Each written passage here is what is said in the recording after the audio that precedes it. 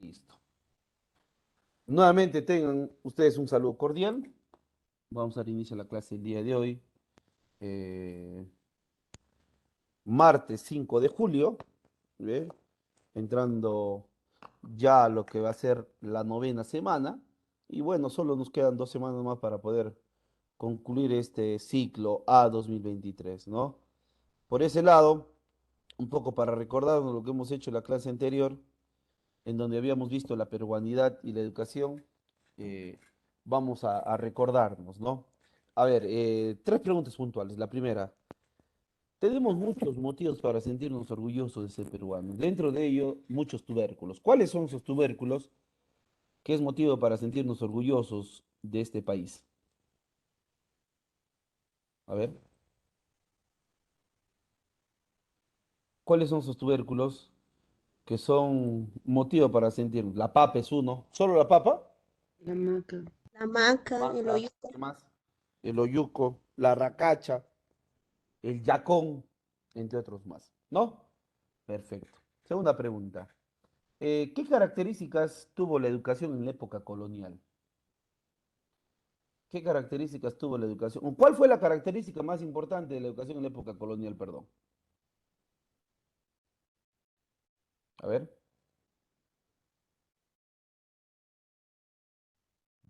Elitista, profesor. elitista, ¿eso fue la característica más importante, María? ¿Ah? ¿Eso fue? No, no. Decíamos que había un... No, ¿cómo que dogmática? Decíamos que la educación estaba a cargo de quiénes. ¿Quiénes eran los que manejaban? Religiosa, pues claro. La elemental, la intermedia y la superior tuvo que ver con la parte religiosa. Tercera pregunta. Respecto a la educación incaica, ¿cuáles eran los tipos de educación en esta época? ¿Cuáles eran los La tipos de educación formal en y esta la época? informal, profesor. La formal y la informal, ¿no? Y la última pregunta es, ¿cuál es el departamento con más analfabetismo en el Perú?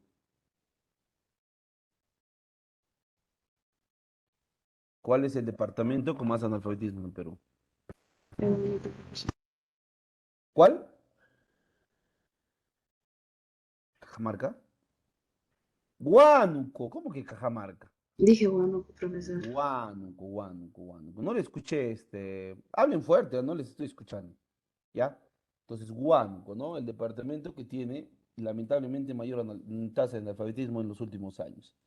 Entonces, nos faltaba ver esta última parte de lo que era la educación, ¿no? Los métodos de enseñanza y aprendizaje que se han utilizado a lo largo de la historia. En ese sentido, nosotros hemos tenido cuatro métodos de enseñanza. La primera, el Magister Detsit. Magister Detsit en castellano significa el maestro lo dice. Y acá el profesor es el que tiene la razón y es la persona más importante en el proceso de enseñanza. ¿Esto con qué tiene que ver? Que acá el único que habla, el único que sabe la verdad o el que tiene la verdad, digamos, es el profesor. Y déjeme decirles que pues en los últimos años todavía se sigue viendo esto, ¿no? Ve, yo conozco a algunos docentes, no de Cepreval básicamente, pero sí de otros lugares, que se molestan cuando el alumno les dice algo que el profesor desconoce, ¿no? Y eso para mí no es correcto. Yo no tengo problema en decir, cuando a veces me preguntan algo que yo desconozco, yo no tengo problema en decirle, disculpe mi ignorancia, pero primera vez que lo escucho, primera vez que me preguntan, ¿no? ¿Ve? El hecho que uno sea profesor no significa que tenemos que saber todo. ¿O sí? ¿Ustedes qué opinan? Julio. Pasa. No, profesor. ¿Ah? Cuidado, suave. Entonces, el hecho de que uno sea docente no significa que tenemos que saber todo. Hay cosas que desconocemos. ¿Ve? Entonces, básicamente, en el Magister de el profesor es el que tiene la verdad y eso está mal, ¿no? Y eso está mal. Segundo método es el memorismo, que se basa exclusivamente en el ejercicio de la memoria verbal sin tomar en cuenta el desarrollo del razonamiento. Acá ya no nos permiten razonar, acá quieren que nos eduquemos en base pues al pie de la letra, ¿no? Como si seríamos una radio grabadora, nos robotizan, ¿no? Y eso está mal, pues. Eh, yo sí no recomiendo el tema del memorismo y tampoco les aconsejaría que ustedes para estos procesos de examen de CEPREVAL o quizás más adelante en un examen de admisión se memoricen, ¿no? ¿Por qué? Porque eso no es bueno. Memorizarse no es bueno, chicos. La memoria es frágil, ¿ve? La memoria es muy frágil. Para que me puedan entender, ¿quién se acuerda lo que ha comido el día martes de la semana pasada? ¿Qué han comido el día martes de la semana pasada en su almuerzo? ¿Alguien se acuerda? Y todavía le ha dicho, mamá, dame una yapita más. Nadie, ¿no? ¿Por qué? Porque la memoria es frágil, pues. Entonces, tú tienes que estudiar para memorizarte o tienes que estudiar para que quede en tu cabecita y luego más adelante puedas analizar, discutir y todo lo que tú quieras. Por eso es que hay técnicas muy adecuadas que sobre todo van en contra de lo que es el memorismo. ¿Ve? Van en contra de lo que es el memorismo. ¿Ve? Entonces, no es bueno, pero antes y hasta los últimos tiempos hemos visto esto como una exigencia, ¿no? Responder al pie de la letra. Tercer método es la letra con sangre, que a partir del maltrato físico y emocional se utiliza como principal instrumento de aprendizaje para guiar y corregir a los estudiantes, ¿no? Eh, en base a este método de enseñanza es que se haría pues esta poesía muchas veces escuchada, pero también muy cierta, ¿no? A cocachos aprendí mi labor de colegial en la escuela fiscal del barrio donde nací. Tener primaria completa era raro en mi niñez. Nos sentábamos de a tres en una sola carpeta. ¿Ve? Me acuerdo claramente de esta poesía porque al menos los que somos mayores de 30, y no sé si ustedes, pero los que somos mayores de 30 sí hemos recibido esta forma de educarnos, ¿no? No era tanto el golpe, pero sí era bastante la rectitud y el respeto. Yo no he tenido profesores que se han salvajeado conmigo, ¿no? Como dice, que nos hayan metido puñetes, patadas, el látigo donde nos caiga, ¿no? Yo no he tenido profesores así, pero sí he tenido profesores muy respetados, ¿no? Muy respetados. Y respetados no porque te pegaban o porque te maltrataban, ¿no? Sino respetados porque eran exigentes. Yo me acuerdo cuando entro a la secundaria del colegio Leoncio Prado, todos me decían, oye, ¿quién va a ser tu profe de geografía? Fulano de tal. Ah, ¿qué profe te ha tocado? Y cuando tú llegas con esos antecedentes que te dicen, tú lo ves como el malo de la película, ¿no? Y total, el profe no era malo, sino que era exigente. ¿Ve? Entonces, eso es lo que en los últimos años ha cambiado, ¿no? Hoy el profesor no puede llamar la atención a los estudiantes porque lo primero que lo acusan es de violencia psicológica o emocional. Antes sí te daban tu café cargado, ¿no? Que la forma quizás que utilizaban sus palabras, por ahí algunos dirán no era el adecuado, pero sí te daban tu café cargado. Esa es la verdad, pues. Esa es la verdad. No había otra, ¿no? ¿Ve? Te decían, oye, ¿qué te has creído tú sinvergüenza? Y acompañados de los ajos, cebollas, ajís y todo lo que hay, ¿no? Y no había quejas. ¿Acaso tú llegabas a tu casa y decirle, mamá, el profesor me ha gritado, anda, quéjate? Nada. O tú decías, mamá, el profesor me ha jalado mi oreja, anda, quéjate. Nada. La mamá iba, pero no para reclamarle al profesor, sino para exigirle más, ¿no? ¿Qué decía la mamá? ¿Quién es ese que te ha pegado? Ese que está parado allá, ese que está parado allá, allá. Y iba la. ¿Usted por qué le ha pagado a mi hijo? Ah, señora, a su hijo se le ha castigado porque no hace la tarea, molesta a sus compañeros, me hace bullying en clases y le daba todos tus antecedentes, ¿no? Y la mamá decía, ¿ah, sí? Sí, señor. Yo no sé qué cosas hace en su casa porque todos los días llega sin hacer la tarea. Ah, sí, todavía. ¿Cómo me dice que está haciendo su tarea? Para la próxima, profesor, dale más. Tiene toda mi autorización para darle más. Y en tu casa ya sabías, ¿no? Lo que te pasaba. Y en tu casa ya sabías que contigo hacían la pasión de Cristo, ¿no? ¿Eh? La pasión de Cristo te daban, pero de alma. Para tu mal le llevabas a tu mal colegio, ¿no? Para tu mal. Entonces, yo lo único que les puedo decir es que yo no estoy a favor de la violencia. Ustedes saben que la violencia nunca es buena, pero hay que ser claros. ¿Daba o no daba resultados este método de enseñar y de educar? ¿Ustedes qué dicen? Sí, profesor. Por miedo, sí, profesor. El Daba miedo. resultados. O sea, querramos o no, hay que ser sinceros, pues daba resultados. Que en estos tiempos, hoy los hijos y los alumnos saben ya muchas cosas que antes de repente desconocían, hay un tema, ¿no? ¿Eh? Yo lo único que les puedo decir es lo que mi abuela le decía a mi mamá. Mi abuela le decía a mi mamá, a los hijos se les cría y se les educa de dos maneras. ¿Cómo? En una mano miel y en otra mano hiel. Escuchen, ¿ah? En una mano miel y en otra mano hiel. ¿Qué significa esto? Que así que con esta mano yo te quiero, te amo, te protejo, con esta mano te corrijo. ¿Eh? Con esto te quiero, con esto te corrijo. ¿Eh? Eh, lo que a mí a veces me sorprende es a veces cómo se quiere magnificar algo que con nuestros padres y nuestros abuelos no se ha dado. Por ejemplo, el tema de los traumas. ¿Eh? A nuestros padres y a nuestros abuelos, ¿cómo los han educado y lo han criado? Con esta forma. ¿Cierto o no? Los han educado y los han criado con esta forma. ¿Cierto o no? Sí. Ellos han nacido, se han crecido traumados, enfermos. No, no, ¿ve? No hay traumas, no hay enfermedades. ¿Ve? Ahora, alguien dirá, profe, es que Profesor, no siempre lo disculpe, que está pero, pasado es bueno. Claro, tienes razón, las cosas han cambiado bastante. profesor, disculpe, pero normalizan la violencia. No, no, pero por eso te digo, o sea, ahí viene el análisis, ahí viene el análisis. Nuestros padres y nuestros abuelos no tienen problemas de traumas psicológicos. Que las cosas han cambiado, sí, pero que el respeto no debe, pues, ser negociable. Díganme ustedes si hoy por hoy los hijos y los alumnos respetan a los padres y a los profesores en todo sentido. No, ya no había profesor. No, pues. Por eso es que hoy tenemos problemas de drogas, de alcohol, de delincuencia, de embarazo. Por eso se da. ¿Mm? Antes no es que tu padre te daba de alma, ¿no? También, ¿no? A veces, pero no es que siempre pasaba esto. ¿Saben antes qué pasaba? Había respeto. Miren esta palabrita importante, respeto. Tú salías de tu casa, mamá, voy a salir con mis amigas. ¿A dónde?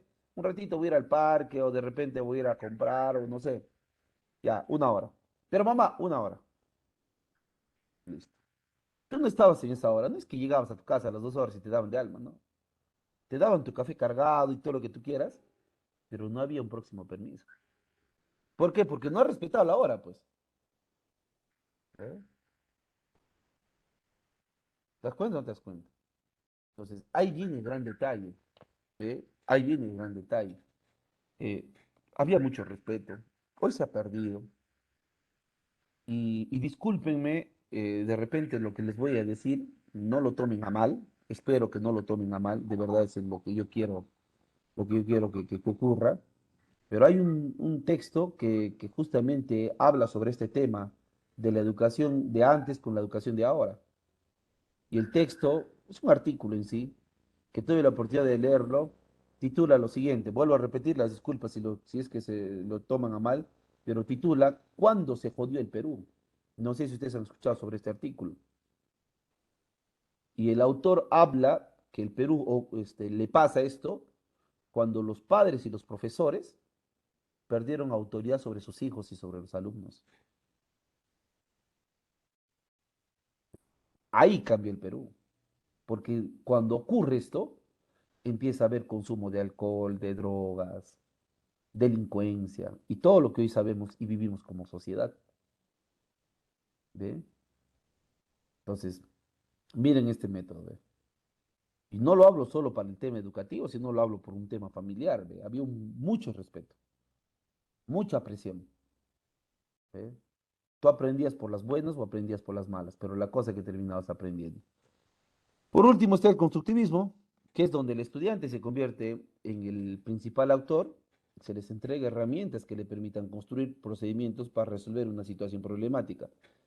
Y este es el método de enseñanza que a ustedes se les ha aplicado pues en todo sentido, ¿no? Básicamente con las famosas exposiciones o los grupos o los trabajos grupales, ¿no? ¿Eh? Pero yo critico esto no porque está mal. Para mí el constructivismo es bueno, pero como yo le pido al estudiante que me haga una buena exposición, como dice, que su exposición sea magistral, cuando ni siquiera le he enseñado a exponer. Díganme ustedes en sus colegios si en algún momento les han enseñado oratoria. ¿Ah? ¿Les han enseñado oratoria o no? Entonces, si yo no te enseño oratoria, ¿cómo yo te pido que expongas? Porque una cosa es leer y otra cosa muy diferente es exponer. Y ahí viene la gran diferencia. Ahí viene la gran diferencia. ¿Por qué creen que a veces nos pasa factura en la universidad? Porque creen que leer en el colegio es lo mismo que van a hacer en la universidad. Y en la universidad sí hay profesores que son drásticos, ¿no? Tú comienzas a leer tu diapositiva, el profesor te dice, espera, espera, espera, espera, espera. Lo que tú estás leyendo, tú me has entregado acá. Yo tengo acá tu trabajo. Acá está tu trabajo, yo lo tengo. Yo no quiero que me leas. Explícame, convénceme de lo que has puesto en la diapositiva es lo correcto. Convénceme. Segunda oportunidad. Y tú sigues lo mismo, ¿no? Magister Rex, el profesor tiene la razón y es la persona más importante en la enseñanza. Memorismo, se basa exclusivamente. Espera, espera, espera. ¿Sigues? Pero profesor, todo está claro, pero convénceme, explícame, aunque sea, miénteme. No sé qué decir, listo, siéntate. Por haber hecho tu diapositiva, por haber hecho tu trabajo impreso, por haberlo puesto en un folder muy bonito, te voy a poner 5 puntos. 0,5. Levanta un 0,5 en la universidad. Levanta un 0,5 en la universidad. Más aún cuando el sistema es semestral, o sea, 2 exámenes, varios trabajos y sale tu nota para el semestre. Levanta un 0,5. ¿Te das cuenta o no te das cuenta? Por eso es que hay un divorcio, ¿no? ¿Entre quién? Entre lo que es la educación superior y lo que es la educación regular. Los dos utilizan el constructivismo, pero no de la manera adecuada, en el sentido de que no se habla lo mismo. Yo primero, para poder exigirte que expongas bien, primero te tengo que enseñar a exponer. ¿Y qué es enseñar a exponer?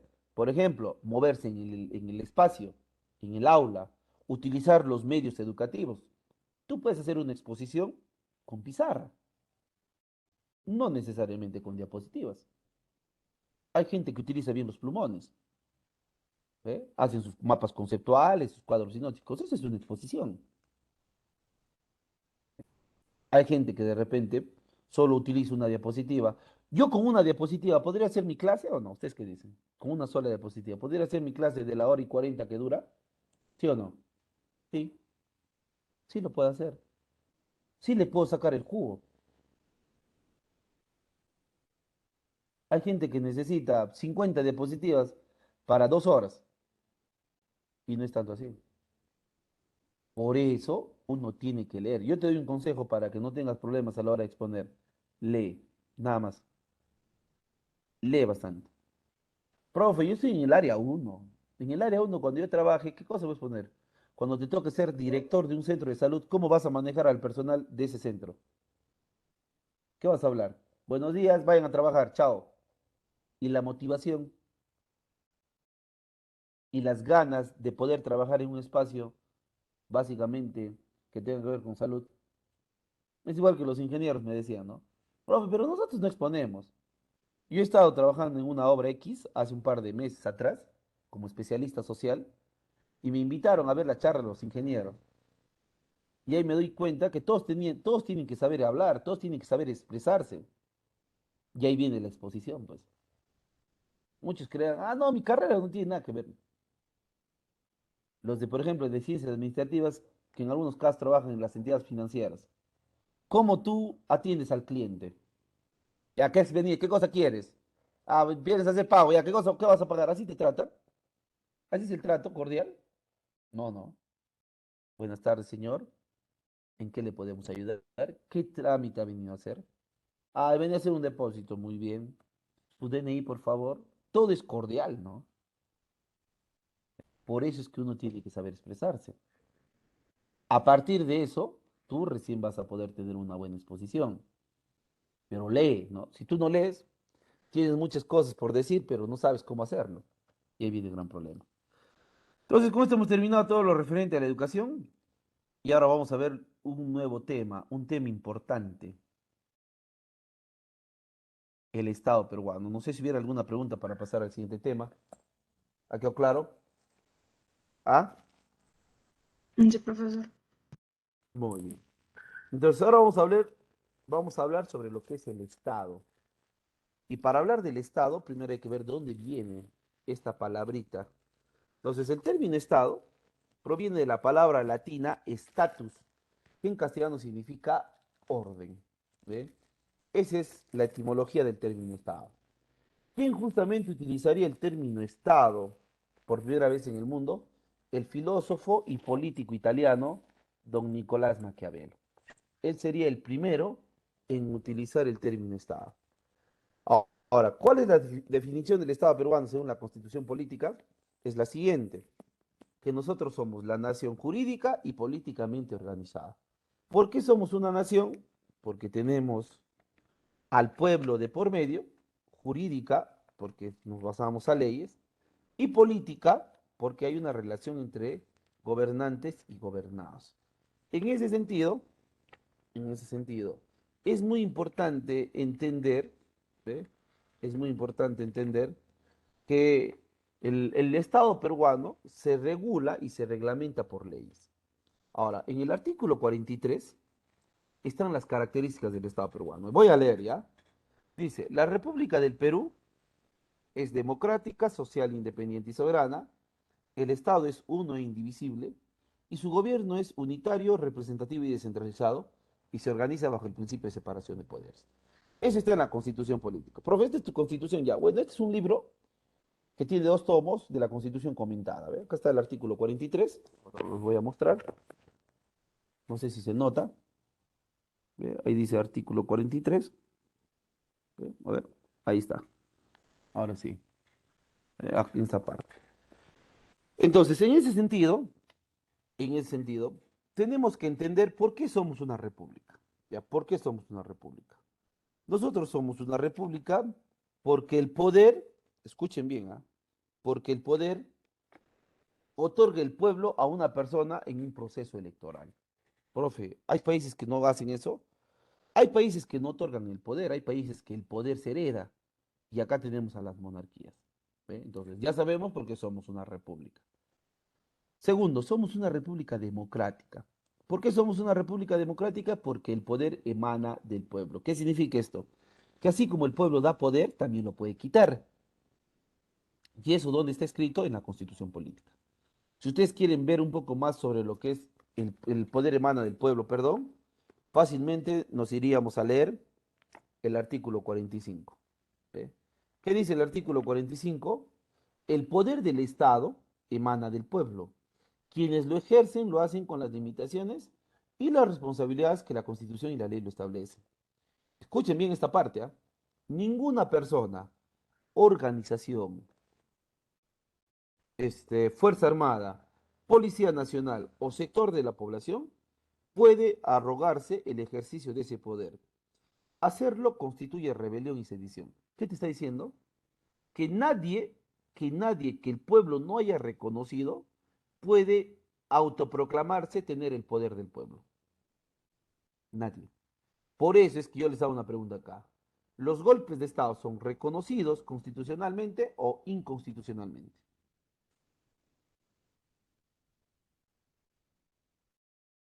¿Ah? ¿Los golpes de Estado son constitucionales o inconstitucionales, chicos? ¿Ah? ¿Nadie? Constitucionales. Inconstitucionales. Los golpes de Estado van en contra del poder que emana el pueblo. ¿Ve? Segundo, ¿qué tipo de república también somos? Somos una república social. ¿Por qué somos una república social? Porque vivimos en democracia. Pregunto, ¿vivir en democracia qué significa? ¿Beneficiar a algunos cuantos o beneficiar a todos? Todos. A todos, ¿no? Y por último, también somos una república independiente y soberana porque no dependemos de nadie. ¿Desde cuándo? Desde 1821. Entonces, la primera parte del artículo 43 ya está descrito. La segunda parte, ¿qué tipo de forma de gobierno tenemos? Tenemos primero, o antes, ¿qué es una forma de gobierno? Van a ser el conjunto de personas y organismos que gobiernan o dirigen una división política y administrativa. En ese sentido, ¿qué forma de gobierno hay? Gobierno unitario. ¿Por qué tenemos un gobierno unitario? Porque hay un solo presidente y una sola constitución. Profe, ¿hay países que tienen dos presidentes? No. Pero hay países que tienen presidente y tienen rey y reina. Ejemplo, España. Entonces yo les hago la pregunta, si en España tenemos rey y reina por un lado y presidente por otro lado, ¿quién gobierna? ¿Rey? ¿Quién gobierna en España? ¿El rey o el presidente? ¿El rey o en conjunto? En conjunto. No. ¿Se En divide? conjunto no. Tampoco. ¿Quién gobierna en España es el rey? Ah, perdón, el presidente. El presidente, profe, sí. El presidente es el que gobierna en España. ¿Y para qué existe entonces su rey o su reina? Por un tema de tradición. Es algo tradicional que se sigue manteniendo en ese país. Y que dicho sea de paso, muchos españoles ya quieren que se elimine. Muchos españoles han dicho, las monarquías son de la Edad Media. Hoy estamos en la Edad Contemporánea. Por ende, tienen que desaparecer. ¿Ve? Cambio, Perú no tiene eso, ¿no? Perú es uno solo. ¿Qué más? Tiene un gobierno descentralizado. ¿Por qué el Perú tiene un gobierno descentralizado? Porque el poder se distribuye en tres niveles de gobierno. ¿Y cuáles son esos tres poderes, o esos tres niveles de gobierno, perdón?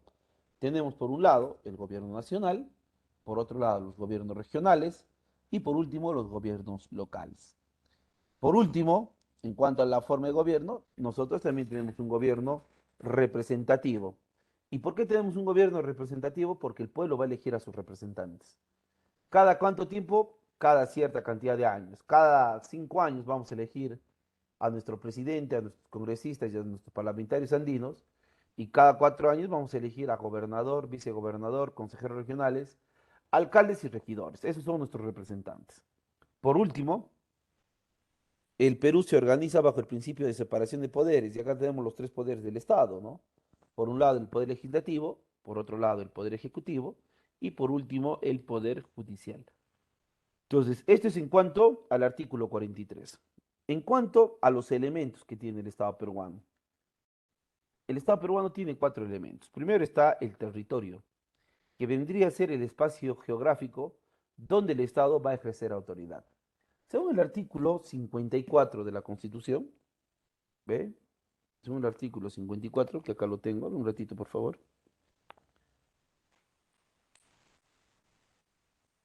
Mm, ¿Dónde está? Acá está. ¿Cómo se compone el territorio de nuestro país? Acá está, ¿ve? El territorio del Estado, dice, primero, es inalienable e inviolable. Primer punto. Comprende, acá está lo que comprende, el suelo, el subsuelo, el dominio marítimo y el espacio aéreo que los cubre. El dominio marítimo del Estado comprende el mar adyacente a sus costas, así como su lecho y el subsuelo hasta la distancia de las 200 millas, medidas desde las líneas de base que establezca la ley. En su dominio marítimo, el Estado ejerce soberanía y jurisdicción sin prejuicio de las libertades de comunicación internacional de acuerdo con la ley y los tratados ratificados por el Estado. El Estado ejerce soberanía y jurisdicción sobre el espacio aéreo que cubre su territorio y el mar adyacente hasta el límite de las 200 millas, sin prejuicios de las libertades de comunicación internacional. Entonces, ¿qué hemos hecho nosotros? Hemos agrupado todo lo que dice el artículo 54. La parte del suelo y del subsuelo lo hemos agrupado en la parte terrestre y la parte marítima no solo es el mar, sino también sus profundidades. En ese sentido, ¿cuánto mide el territorio peruano? 1.285.215.60 kilómetros cuadrados. Eso es lo que mide el territorio peruano en cuanto a la parte terrestre. En cuanto al mar, 626.240 kilómetros cuadrados. ¿Eso dónde está? En el artículo 54 de la Constitución actual. En cuanto al segundo elemento, el segundo elemento es la población. ¿Y qué es la población? Es las personas que van a habitar el territorio. Según el último censo que hemos tenido en el 2017, ¿cuánto arrojó la población? Un poco más de 31 millones, ¿no? 31.237.285 habitantes. Esto al 2017. ¿Qué año estamos? ¿Qué año estamos, chicos? Profesor. Y en 2022 sí, igual la población ha crecido, ha bajado. ¿Ustedes qué opinan? Ha crecido, Ha profesor. bajado, Ha profesor. crecido. ¿Ha bajado? ¿Por qué ha bajado? ¿Ah? ¿Por qué ha bajado?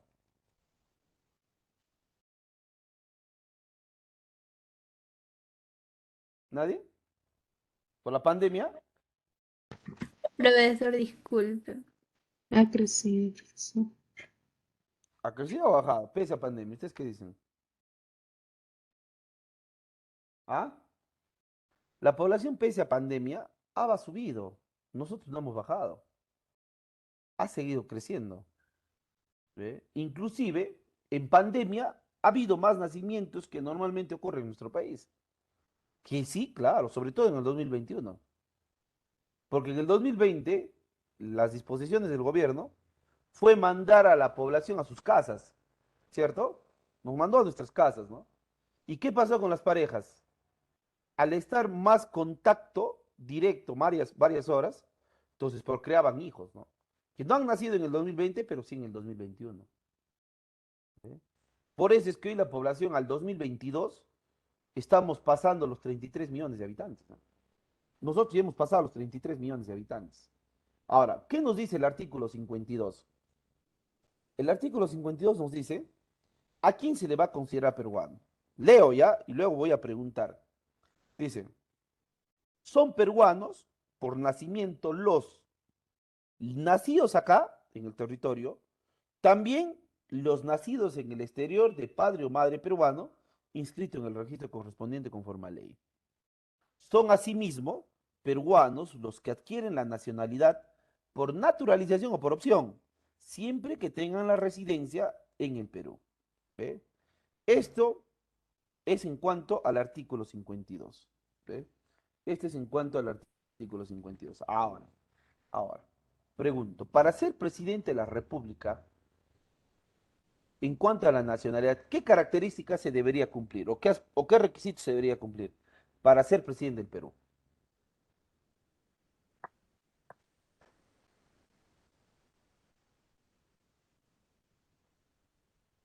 ¿Ah? ¿Qué característica? Para ser presidente del Perú, obligatoriamente necesito haber nacido acá, ¿sí o no? ¿Sí o no? No. No, No, profesor. ¿Por qué no? Sí, sí, profesor, ¿Por qué sí? ¿Por qué no?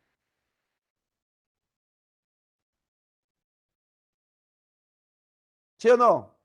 porque en los requisitos se pide ser peruano de nacimiento, creo. Así dice, yo, ¿eh? A ver, lee Chiste, el no nació artículo en Perú. 110. Profe, se, o sea, te pide ser peruano nada más y hay como diferentes maneras de ser peruano, ¿no? Como lo mencionó, de ser padres que nacen en otro lugar, otro país. Pero yo te estoy preguntando algo muy simple, Gember. Para ser presidente del Perú, obligatoriamente yo necesito haber nacido acá, ¿sí o no? No, Nada más de la respuesta, ¿sí o no? no. No. No, ¿Por profesor. qué? Porque el requisito para presidente del Perú dice ser peruano por nacimiento. ¿Y a quién se le llama peruano por? Es al nacido acá o al nacido fuera, pero de padres peruanos. Esos son los peruanos por nacimiento. En cambio, para ser congresista, acá cambia la figura, una palabrita cambia toda. Para ser congresista, dice ser peruano de nacimiento. Entonces, acá no hay la opción de que yo pueda haber nacido en el extranjero, pero mi papá o mi mamá peruanos, yo puedo ser congresista, no. Para ser congresista, obligatoriamente, repito, obligatoriamente se requiere haber nacido acá. ¿Está quedando claro o no? ¿Eh?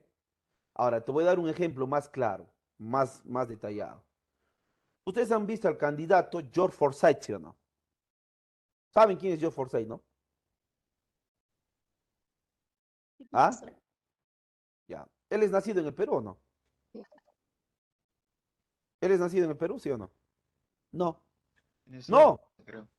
Él es de Caracas, Venezuela.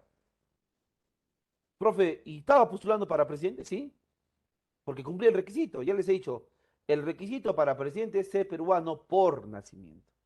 Y Forsyth era peruano por nacimiento, porque él no nació en el Perú, pero sus padres sí eran peruanos, sobre todo su papá, ¿no? Ve. Otro ejemplo, Fujimori, ¿peruano o japonés?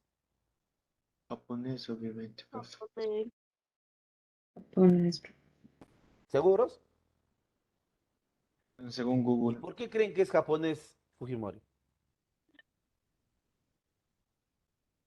A ver, díganme ustedes, ¿por qué creen que es japonés Fujimori? ¿Ah? No me digan, profe, Wikipedia lo dice, ¿ah? Wikipedia está equivocado ahí. ¿Por qué crees que es japonés? ¿Qué? ¿Porque tiene ojos rasgados? Porque Entonces, tiene, ¿para qué hemos hablado de diversidad cultural? ¿Para qué hemos hablado de diversidad cultural si vamos a determinar por sus rasgos que de repente no es de acá? O sea, si vamos a ver eso en el tema de Fujimori por sus ojos, que son rasgados, ¿qué diríamos a los que nacen en Posuso, que no son peruanos? O los que nacen en Chincha, tampoco son peruanos. No se olviden de la diversidad cultural. En cuanto a Fujimori, si les digo que Fujimori es más peruano que cualquier otro acá, ¿me creen o no? ¿Ah? ¿Me creen o no me creen? Chicos, depende, hablen. depende, profe, a ver sus razones. ¿Saben cuándo nació Fujimori? Un 28 de julio. ¿Quién ha nacido acá 28 de julio? ¿Alguien de ustedes ha nacido el 28 de julio? Día de la Independencia, ¿no? Día de la Patria, ¿no? Profe, que si esa es mentira, ¿cómo yo demuestro que Fujimori no nació el 28 de julio? ¿Cómo lo demuestro? ¿Podría hacer una prueba de ADN? En la prueba de ADN me va a salir que en qué lugar he nacido, ¿sí o no? No. No, profesor. Ahí no hay otra, pues. Fujimori tiene partida de nacimiento y DNI como peruano. Como peruano. ¿Que sí? Ahora muchos dirán, no, profe, pero Fujimori era vivo, ha falsificado. ¿Cómo yo digo que esos documentos son falsos? Díganme ustedes, ¿cómo? Dame una idea o dame una razón para decir que esos documentos son falsos. No hay, ¿no? Pedro Pablo Kuczynski, ¿peruano o estadounidense? Pedro Pablo Kuczynski Goddard, ¿peruano o estadounidense? Peruano, nacido el 3 de octubre, el mismo día que yo cumplo años, pero él es más viejito que yo. ¿Ve? 3 de octubre de más de 80 años, don Pedro Pablo Kuczynski Goddard. De papá polaco y de mamá inglesa. Y el peruano. ¿Cómo? Claro. ¿Ve? Él ha nacido en Lima, pero ha estudiado en Cusco, ha vivido en Iquitos y a los 14 años se iba a vivir a Estados Unidos porque sus padres tenían residencia allá. Y desde los 14 años hasta los 40 no volvió al Perú. Él más de 30 años estaba, más de 20 y tantos años ha estado en Estados Unidos, ¿no? Por eso es que el dejo norteamericano se le ha pegado. El castellano, sobre todo, lo habla un poco, lo hablaba un poco tosco, ¿no? Don Pedro Pablo Kuczynski, peruano, ¿no? Entonces, ¿ahora ha quedado claro sobre lo que es la nacionalidad? ¿O hay alguna duda o una pregunta de parte de ustedes? ¿Sí? Muy bien. Gobierno, tercer elemento. Es la forma de organizarnos jurídicamente para ordenar, mandar y ejecutar procurando el bienestar. En ese sentido, ¿cómo está organizado el Perú? Bajo tres niveles de gobierno: nacional, regional y local. Ahora ustedes se van a dar cuenta de esto. Y por último, la soberanía, que es la capacidad de ejercer poder dentro del territorio en base a las leyes, ¿no? ¿Quién es el que tiene soberanía? El que gobierna. Entonces yo les hago una pregunta. Si yo llego a ser autoridad, yo llego a gobernar, ¿yo voy a hacer lo que yo creo, por más que esté bien, o yo tengo que hacer en base a lo que la ley me manda? En base a que la ley te manda. Así yo haga las cosas bien, así yo haga las cosas bien, yo tengo que hacer en base a lo que la ley me manda. Así de simple. Profe, pero la ley a veces es mala, pero ¿qué vamos a hacer? Pues, por eso es que tú cómo te configuras soberano cuando tú gobiernas en base a las leyes. No hay de otra. En cuanto, acá está lo más claro, ¿ve? Le tomé pantallazo a la constitución que tengo ahí virtual y acá está, ¿ve? Para ser congresista de, ¿ve? Peruano de, para ser presidente peruano por. Ahí está la diferencia. En cuanto a los deberes que tiene el Estado peruano, según el artículo 44. Primer deber y el más importante, defender la soberanía nacional. No hay más. Hay que, no deberíamos permitir nosotros, escuchen, ¿ah? No deberíamos permitir que nadie que no sea del Perú se entromete en nuestros problemas. Como dice la frase, ¿no? Los problemas de los peruanos, ¿quién lo tiene que solucionar? Un chileno, un ecuatoriano, un brasileño, un argentino, un estadounidense. ¿Quién? ¿Quién tiene que solucionar los problemas de los peruanos? Un peruano. Los mismos peruanos, pues. No hay de otra. ¿Ve? Entonces, si alguien se quiere meter, espera. Anda a tu país, haz lo que tú quieras, haz lo que tú estés proponiendo, pero acá, nosotros. Punto, se acabó. ¿Ve? Segundo, garantizar la plena vigencia de los derechos humanos. Como un país respetuoso de derechos, tenemos que garantizar que no se vulneren los derechos de las personas. Tercero, proteger a la población de amenazas que atenten contra la seguridad. Y por eso es que acá tenemos dos instituciones, ¿no? Por un lado, la Policía Nacional del Perú y por otro lado las Fuerzas Armadas. La policía es la que nos garantiza la seguridad interna y las Fuerzas Armadas es la que nos garantiza la seguridad externa. Cuarto, promover el bienestar general que se fundamente en la justicia y en el desarrollo integral y equilibrado de la nación. Esto es uno de los deberes que no se está cumpliendo a carta cabal. ¿Por qué? Porque hay una sensación de injusticia por parte de la población peruana, ¿no? O sea, tú preguntas de 100 personas, ¿cuántos creen que hay justicia en el Perú? Solo 10, solo 15. El resto cree que hay injusticia. ¿Y eso por qué? Por todo lo que pasa pues en nuestro sistema jurídico, básicamente, ¿no? Eh, a veces no encontramos justicia como debería ser. Y ahí viene el gran, como dice, esa gran desazón o ese gran sinsabor que muchos de los peruanos tenemos. Y por último, el último deber es establecer y ejecutar una política de fronteras y promover la integración particularmente en Latinoamérica. Esto no es más que otra cosa que atender a las zonas fronterizas, ¿no? Si hay algo que criticamos pues al Estado es que muchos creen que las fronteras al estar más alejados del centro casi no se les tiene que dar mucho. Y a ellos yo creo que hay también que atenderlos al igual como en las ciudades, porque si no lo hacemos, el país vecino lo va a hacer por nosotros. ¿Y qué pasa si el país vecino atiende nuestras fronteras? No solo a la población, ¿no? Sino también con instituciones. Vamos a perder territorio y vamos a perder gente, ¿no? Entonces esperemos que eso no se dé y que sobre todo se haga una buena política fronteriza, que es lo más justo acá. Entonces, este es en cuanto a los deberes del Estado peruano. ¿Cómo está estructurado el país? ¿Ya? Cuando les pregunten cómo se estructura el Perú y te pongan dos alternativas, poderes del Estado y niveles de gobierno, la respuesta es niveles de gobierno. ¿Ve? Entonces, el Perú se estructura bajo tres niveles de gobierno, ¿no? Gobierno nacional, gobiernos regionales y gobiernos locales. El gobierno nacional tiene dos componentes. Por un lado están los poderes del Estado, por otro lado están los órganos constitucionales autónomos. Los poderes del Estado son tres, ya conocemos, el legislativo, compuesto por 130 congresistas. A cargo del Congreso está la señora María del Carmen Alba Prieto, la que está buscando como sea ser presidente del Perú. A nivel ejecutivo tenemos al presidente de la República y los ministros. Ya sabemos quién es el presidente: Pedro Castillo Terrones, presidente del Consejo de Ministros, Aníbal Torres Vázquez, y pues el Poder Judicial que lo conforman los tribunales y los juzgados, que está a cargo de la doctora Elvia Barrios Alvarado. ¿Ve? Este es el primer componente del gobierno nacional. El segundo componente del gobierno nacional son los órganos constitucionales autónomos, que son 10. 3 en materia económica, 4 en materia jurídica y 3 en materia electoral. Eso no lo vamos a detallar ahora porque lo vamos a poner para la siguiente diapositiva. ¿Ya?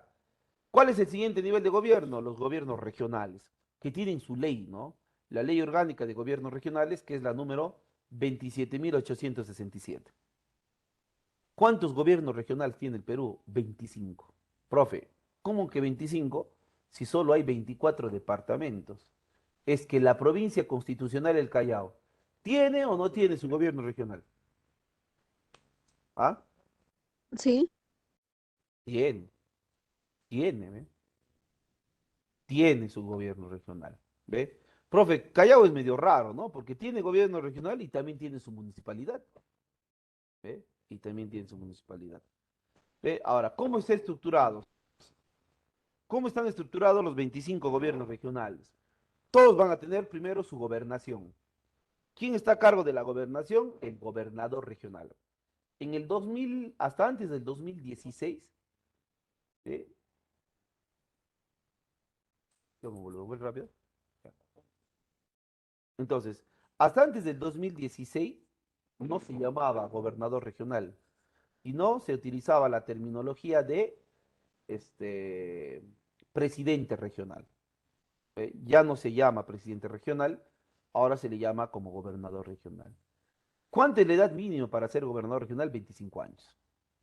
Es un órgano ejecutivo porque son los que van a ejecutar el presupuesto y los recursos del Estado.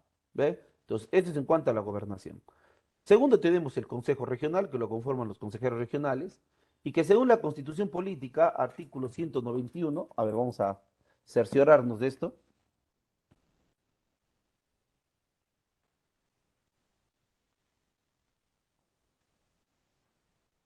Artículo 100, sí, 191 es. ¿Ya? Pero a ver.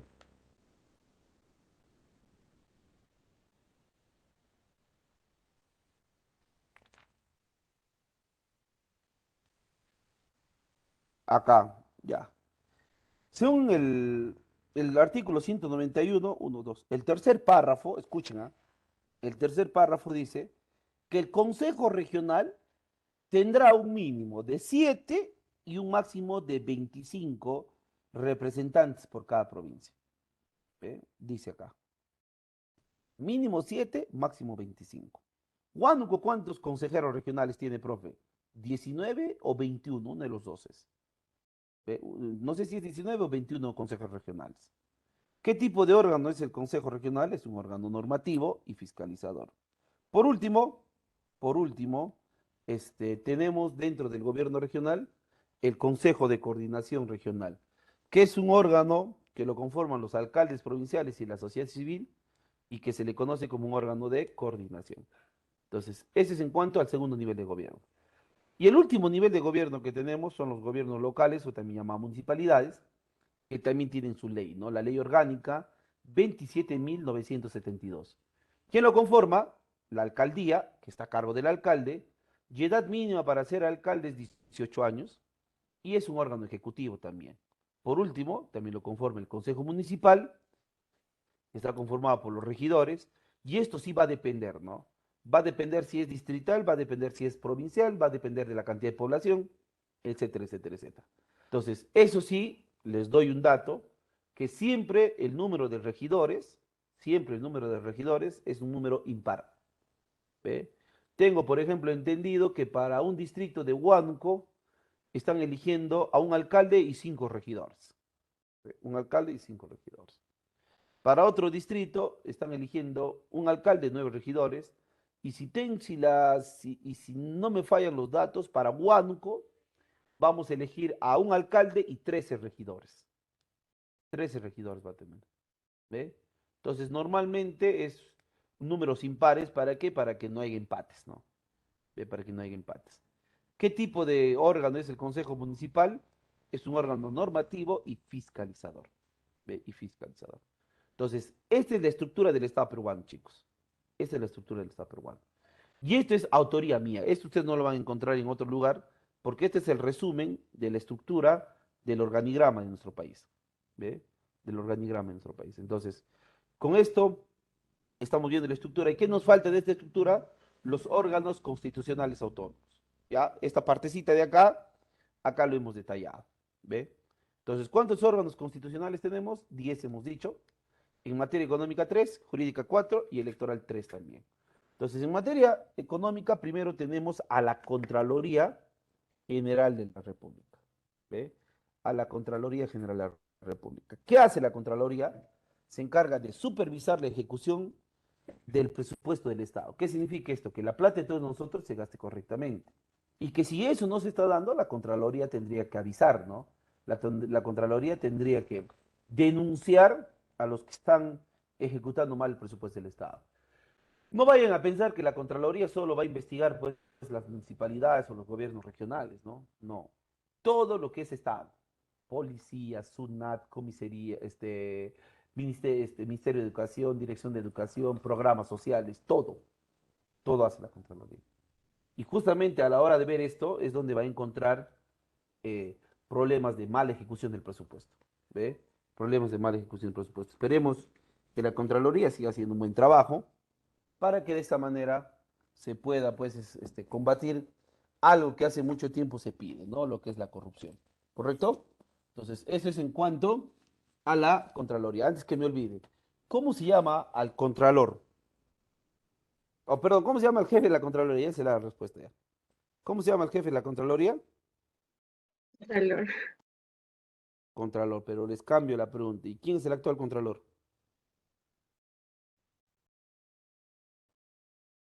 ¿Quién es el actual Contralor? ¿Alguien?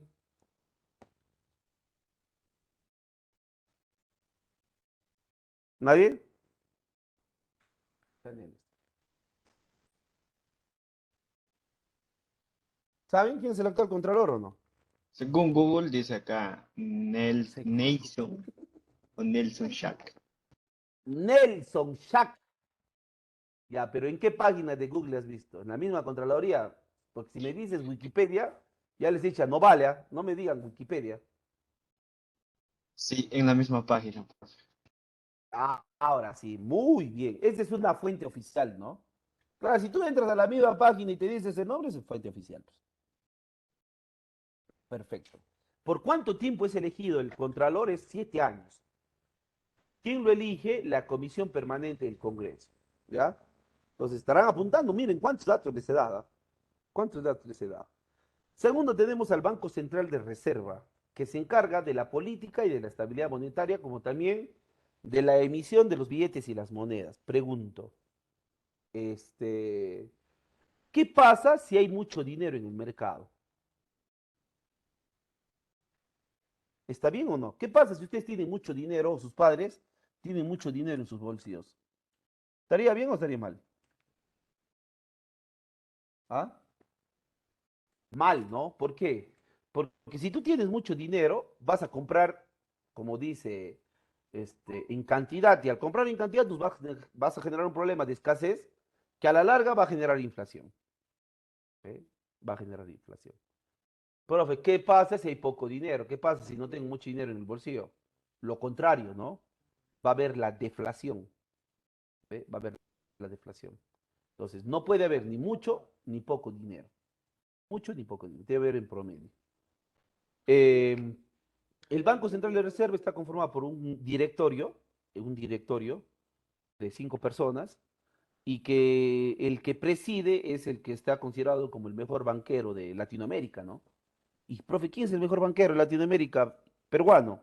Julio Velarde, presidente del Banco Central de Reserva. Julio Velarde. ¿Ve? Entonces, por ese lado, eso hace el Banco Central. Antes que me olvide, ¿y de qué están hechos a ver, las monedas de metales, pero los billetes, ¿de qué están hechos los billetes? ¿Ah?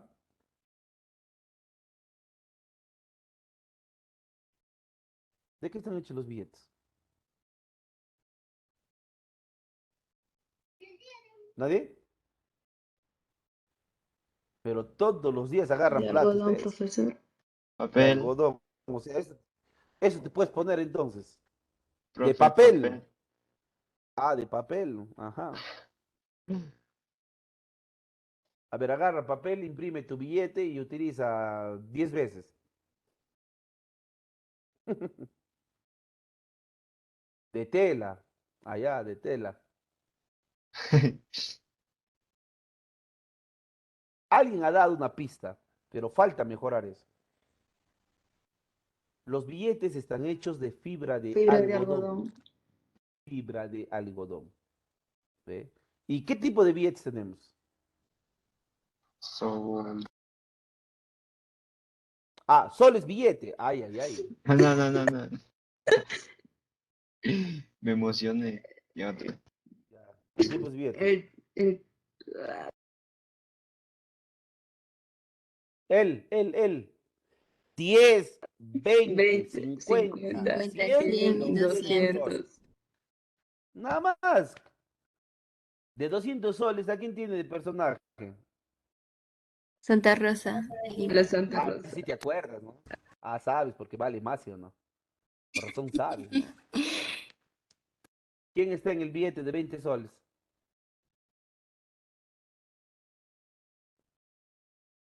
¿Quién es el billete de 20 soles?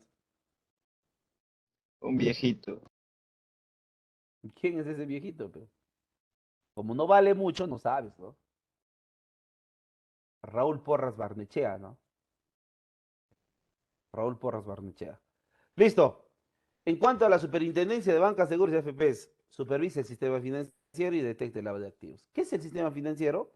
Vigilar cómo trabajan los bancos, ¿no? Tú sabes que a veces los bancos, queramos o no, cuando no leemos bien el contrato que firmamos con el banco, ahí es ahí donde nos agarran, pues, de tontos, ¿no? Entonces, ¿quién se encarga de que esto no ocurra? La superintendencia de bancas, seguros y AFPs. Y cuando habla de detectar el lavado de activos, ¿qué es esto? El lavado de activos es ver quiénes están convirtiendo plata ilegal en legal. ¿Cómo así? A ver, te explico ya. Tengo acá $1 millón. En mi mano tengo $1 millón. Pero esa plata no ha entrado al sistema financiero. Quiere decir que es plata ilegal. Ponle plata del narcotráfico, de la corrupción, del contrabando, de las extorsiones, de tantas cosas que puede venir plata ilegal. Pero yo esa plata no lo puedo meter al banco porque al toque me detectarían de dónde ha venido ilegalmente. No confunda plata ilegal con plata falsa. Ya, la plata ilegal es verdadera, pero no está dentro del sistema financiero. Entonces, ¿qué hago yo con este $1 millón? Tengo que tercerizar. Y para tercerizar yo tengo que buscar testaferros. ¿Quién son mis testaferros? Gente que yo conozco, pero que va a ser dueño de negocios, de propiedades, de viajes. Ese es el lavado de activos. ¿Ve? Entonces, yo, por ejemplo, tengo $1 millón y quiero lavar dinero. ¿Qué significa esto? Voy a buscar a un amigo, ¿no? Por ejemplo, supongamos que mi amigo acá está, a ver, ¿a quién utilizamos? Andrea. Andrea es mi amiga, ¿ya? Entonces, a Andrea le digo, Andrea, ¿sabes qué? Mm, ¿No quieres poner un negocio? No, no quiero, pero búscame a alguien. Ya. Andrea me busca, a ver, un joven, Denis, ya, amigo de Andrea. Yo ya no lo conozco a él tanto. Entonces Andrea me dice, oye, ¿te acuerdas de Denis? Ya, pero no es de mi confianza. No, de mío sí. Ya, entonces ahí ya la plata pasando por tres manos, ¿no? Mía, Andrea, Denis. Y yo agarro y digo, no, muy, muy poco. Denis busca a Harley, su cuñado. Los Harley agarra, ese peor ni me conoce, ya, pero va a ser dueño de un negocio. Pero después digo, no, mejor Harley no. Leslie, ya Leslie, ella va a ser dueña de un hotel. Yo con mi $1 millón, al menos un porcentaje voy a poner un hotel y Leslie va a ser la dueña. Entonces agarra, Leslie agarra dueña de un hotel de 5 pisos, 3 estrellas, ya, en donde supuestamente habría necesitado algo de medio millón de soles para hacer este hotel. Ya. Pero ella no tiene presta en banco, no se agarra la lotería, no tiene nada, simplemente la plata le ha dado Harley, Harley le ha dado el otro, hasta que ha llegado a mí. Entonces va a venir la superintendencia de Banca Segura y le va a decir, a ver, Leslie, ¿de dónde ha sacado plata usted para construir un hotel? Y está su nombre, acabados de lujo. Ah, bueno, mi papá me ha dejado mi herencia. ¿En dónde te ha dejado la herencia? A ver, notario, ¿qué herencia le ha dejado a su papá a Leslie? No, la verdad justo le ha dejado un Volkswagen viejito, pero nada más. ¿Y con un Volkswagen has hecho un hotel de 5 estrellas? Listo, a ver, señorita Leslie, ¿de dónde ha sacado la plata? Ah, la verdad, también me ha prestado Harley. Él es dueño de una empresa. A ver, Harley, ¿usted? Ah, bueno, yo tengo acá mi empresa, eso me da de ganar. A ver, ¿qué empresa tienes? Acá tengo una empresa de, no sé, a ver, de limpieza. ¿Cuántos son tus ingresos? 50.000 soles. Descuéntale el 10% o el 20% para tus gastos, son 40.000 soles. Ya ponle 25.000 soles tu ganancia. Con 25.000 soles, ¿esto va a construir un hotel de 5 pisos? No. A ver, ¿usted quién le da el dinero? Y así hacen investigación hasta que llegan a la cabeza. Ellos, si bien es cierto, han cometido lavado de activos, pero a ellos la sanción no es tan drástica. Ellos son testaferros. ¿Para quién sí la sanción es drástica? Para el dueño del dinero. En este caso soy yo. Por eso es que así ponen empresas, compran propiedades a nombres de otros. ¿Para qué? Para que no les detecten. Ese es el lavado de activos. ¿Eh? Entonces, no confundan plata ilegal con plata falsa, ¿no?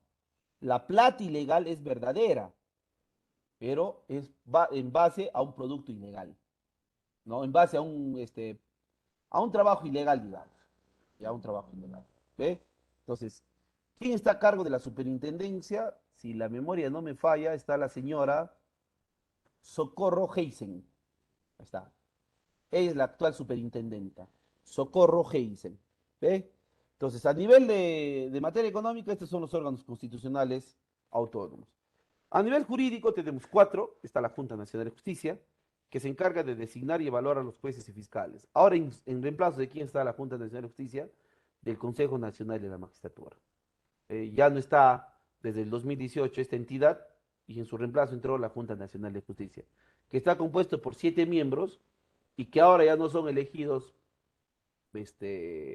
a dedo, ¿no? Ahora son elegidos por concurso, que nos parece correcto. El Ministerio Público es el que representa a la sociedad en los tribunales y es el que nos va a defender también nuestros derechos fundamentales, ¿no? En ese sentido, ¿quién está a cargo del Ministerio Público? Es la fiscal de la Nación. ¿Ve? Y actualmente, ¿quién es la fiscal de la Nación? Recién entrada este año, acá les tengo el nombre. A ver, a ver. Profe, a este órgano autónomo es lo que se quiere, ¿cómo se dice eso? Cambiar, creo, ¿no? La presidenta del Congreso. No, no, no. Anterior a la que está actualmente estaba, ¿cómo se llama? Zoraida Ábalos. ¿Ve?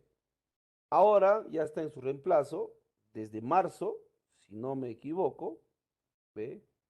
Está Patricia Benavides Vargas. Patricia Benavides Vargas.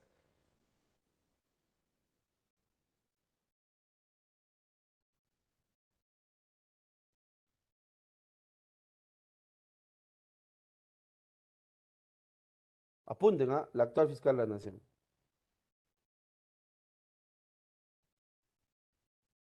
¿Desde cuándo está? A ver, ya ves, desde el 30 de marzo, estaba bien con la fecha. Desde el 30 de marzo, la abogada Liz Patricia Benavides Vargas fue elegida la nueva fiscal de la Nación tras la reunión de la Junta de Fiscales Supremos.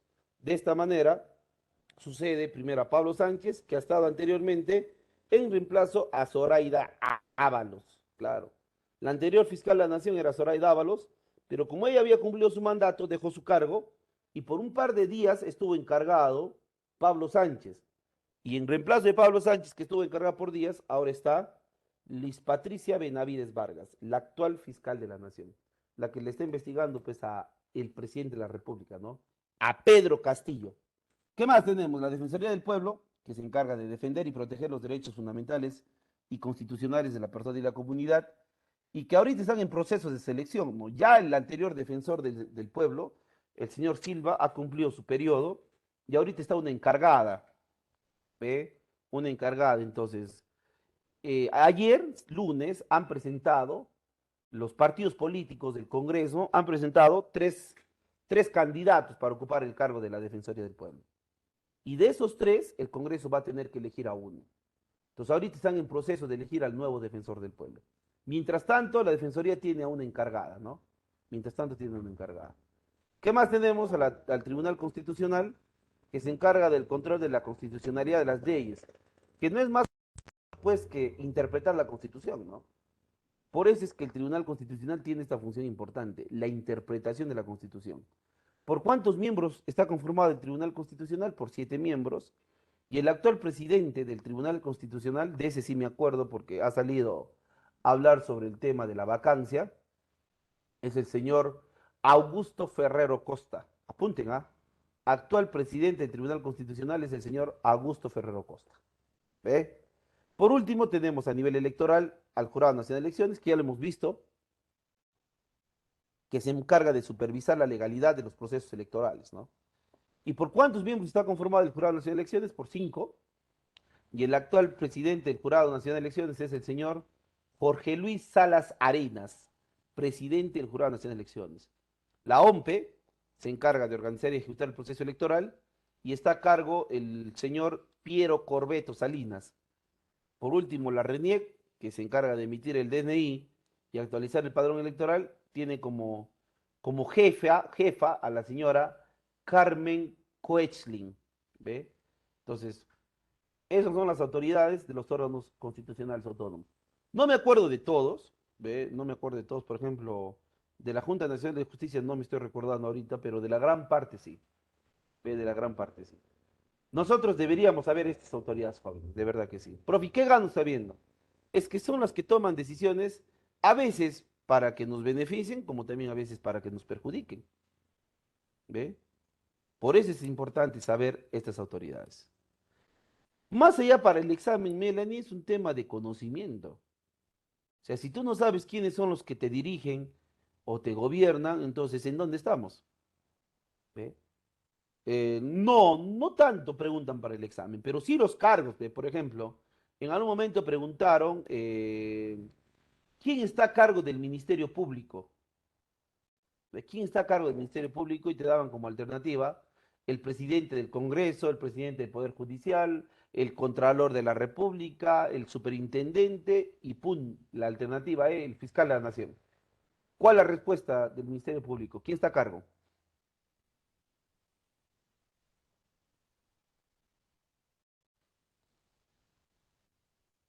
¿Quién está a cargo del Ministerio de la Público? nación. Fiscal de la Nación, pues. Entonces, no te dicen el nombre, pero sí el cargo, ¿no? Sí el cargo. O sea, ¿qué cargo es el que va a ocupar el que dirige esta institución? Fiscal de la Nación, ¿no? Entonces, por ese lado es importante también saber. Entonces, con esto hemos terminado ahora sí todo lo que es la estructura del Estado. No sé si hubiera alguna pregunta para pasar ya a los poderes del Estado de manera más clara. Preguntas, dudas, interrogantes.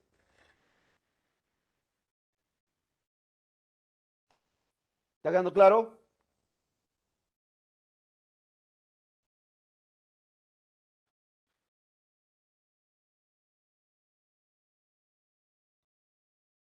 Muy bien.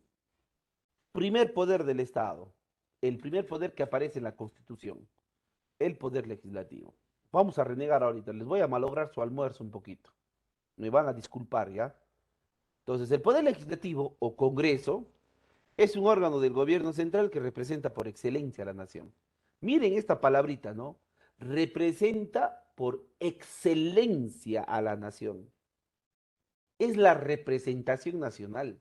Son los padres de la patria, pero miren el Congreso que tenemos. Todavía no vamos a renegar. Está formado por 130 congresistas, son elegidos por elección popular, el pueblo elige a los congresistas. En Huánuco elegimos 3 congresistas nada más. Lima es el que elige más congresistas, más de 30. Tenemos un Congreso unicameral. Esto me preguntan bastante. ¿Qué es, profe, la unicameralidad? Les voy a poner un cuadro comparativo, ¿ya? Unicameralidad y bicameralidad. La unicameralidad es cámara única, la bicameralidad 2 cámaras. ¿Qué pasa cuando hay y cuando hay bicameralidad? Unicameralidad es cuando los congresistas, como ahora, hacen todo. Proponen, debaten y aprueban las leyes. Nadie los corrige, nadie les supervisa nada. ¿Qué pasa si hay bicameralidad? Tendríamos 2 cámaras, diputados y senadores. Los diputados serían los que propongan, debatan y aprueban en primera instancia la ley, mientras que los senadores, que son menos, serían los que corrijan, si es que hay para corregir, y los que aprueban definitivamente una ley. Entonces, basándonos en este cuadro comparativo que te hemos mencionado, ¿ustedes cuál creen que sería mejor?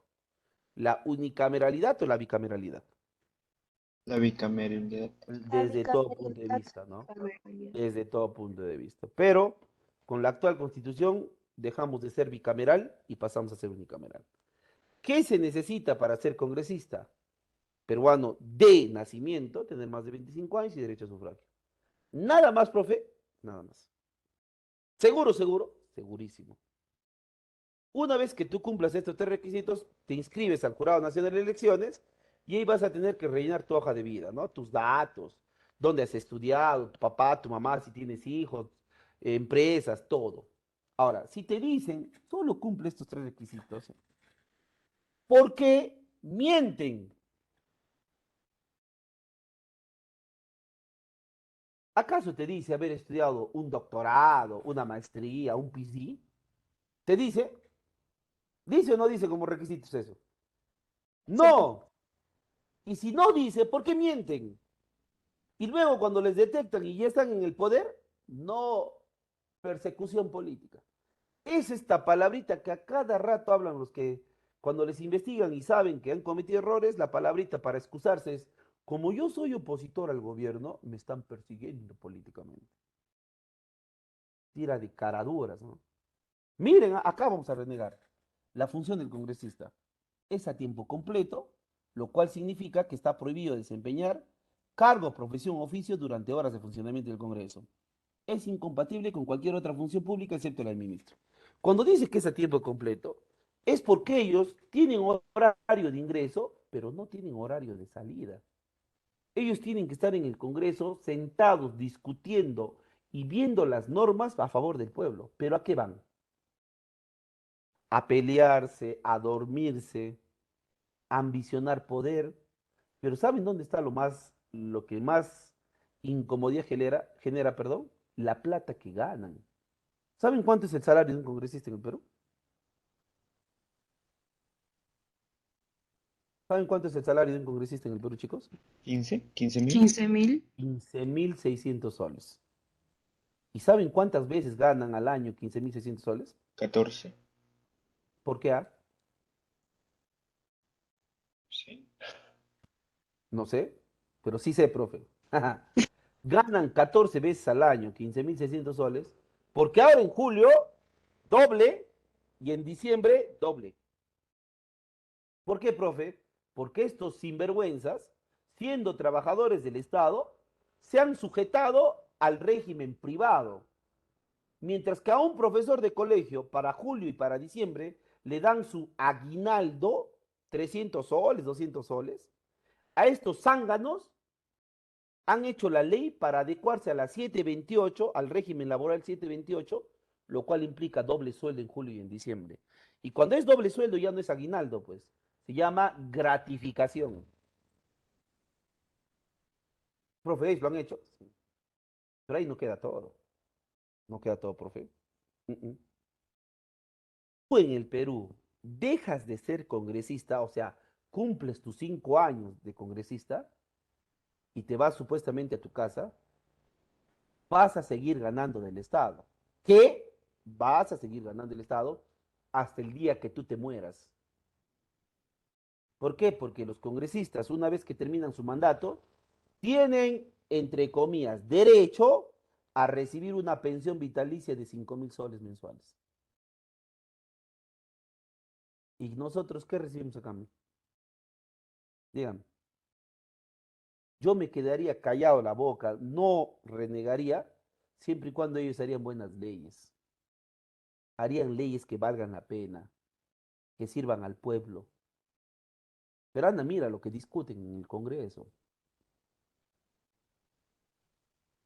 Miren en el cable, el canal del Congreso, y un día pónganse a ver cómo debaten.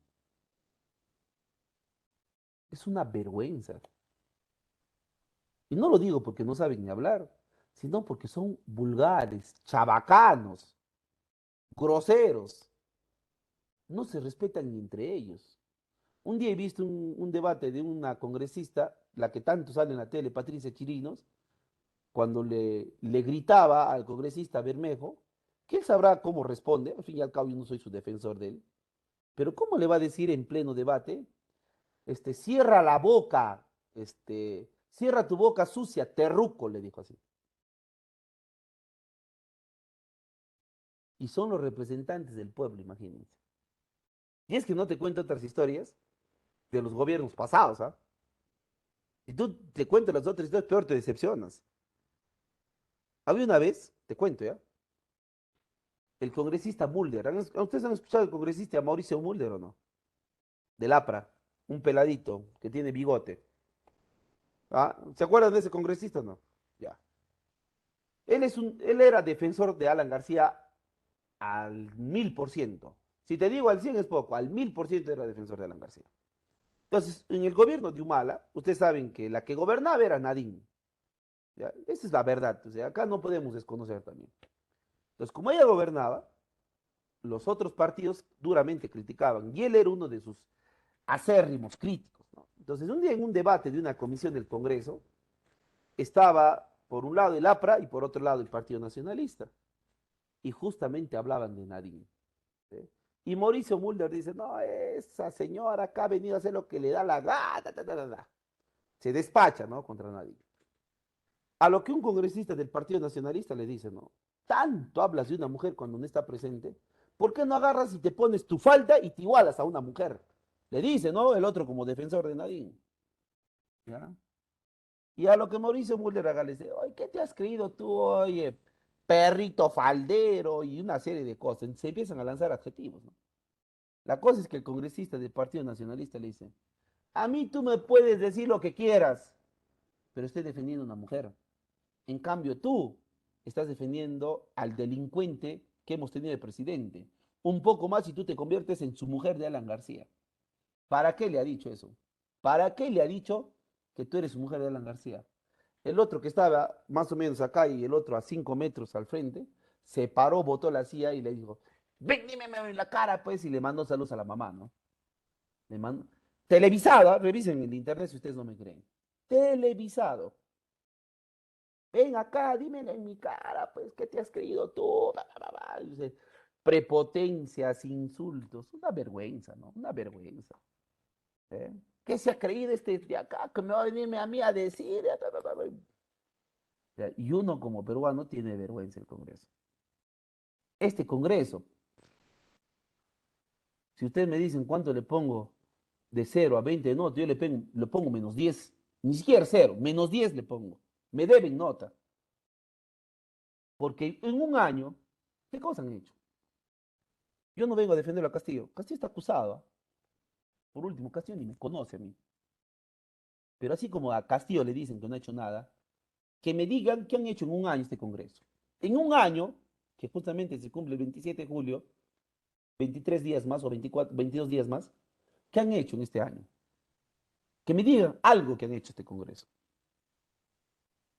Entonces, si piden la salida de Castillo, también que se vayan ellos. ¿No les parece correcto? Si a Castillo le dicen que no ha hecho nada en un año, ellos tampoco no han hecho nada, que se vayan todos. Pues. El Castillo adelante elecciones y hay que ver a quién elegimos, porque ese es otro gran problema. Pedimos salida de Castillo, pedimos salida de todo el mundo, pero ¿quién va a gobernarnos? Nos hemos puesto a pensar en eso, ¿no? ¿A quién vamos a elegir? ¿A la señora Keiko? ¿A la señora Verónica Mendoza? ¿A Forsyth? ¿A Johnny Lescano? ¿A quién? Entonces, ahí viene el otro problema, ¿no? Ahí viene el otro problema. Pedimos salida de los que hoy están en el poder, pero ¿quién podría ser el próximo presidente o presidenta? Entonces, hay un tema que yo, como les digo, ya ni veo, ¿no? Yo era muy... Antes me gustaba ver los debates del Congreso, por ejemplo, cuando estaba el congresista del APRA, Valle Riestra, cuando estaba el congresista de Perú Posible, Henry Piz, personas, pues, o sea, tú les escuchabas a ellos, chicos, y era aprender de lo que significa hacer un debate alturado, respetuoso. Pero hoy tú ves en el Congreso, es cualquier otra cosa menos un debate alturado, ¿no? Y yo como peruano tengo vergüenza. Yo sí te digo, y me hago cargo de mis palabras. Yo del Congreso peruano actual y de los anteriores, hasta más o menos el 2011, 10, una vergüenza. Vergüenza. Así como muchos dicen que Castillo no le representa, a mí este Congreso tampoco. Hay mucha gente que se lava la boca diciendo eso, ¿no? Castillo no es mi presidente, no me representa. Listo, pues tendrán sus argumentos. Si a mí ustedes me preguntan por el Congreso, peor. Un año y seguimos igual como antes de la pandemia. Igual. Profe, pero ellos no gobiernan, pero dan leyes. Pues. Ellos dirán, no, pero yo no tomo decisiones, pero tú a través de una ley se pueden hacer muchas cosas. Ley para mejorar el sistema educativo. Señores del gobierno, acá está la ley para pedir más inversión. Ah. Entonces, ¿acaso tú necesitas gobernar? ¿Acaso necesitas ser presidente para poder hacer esto? No, no. Entonces hay que cambiar este tema. Un ratito, por favor, me está llamando el CEPREVAL.